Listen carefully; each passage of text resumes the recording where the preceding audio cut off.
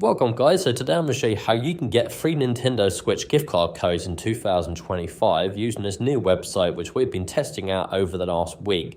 So a lot of the other websites we've covered on this channel has stopped working, so this is the latest website that worked for free gift cards. As always, if you want to go to this website, just go ahead and click on the pinned comment below. The link inside the comment will take you to this website. So once you're on here, all you got to do is either search for it or just scroll down, and as you can see, you've got the Nintendo eShop codes here.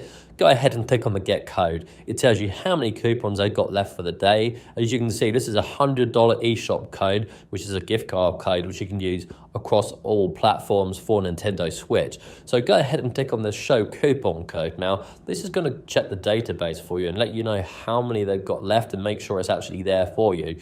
Now, just to warn you, there are a couple of steps because this website conducts market research on behalf of big companies that actually sponsor this website, which make the gift card codes available to us.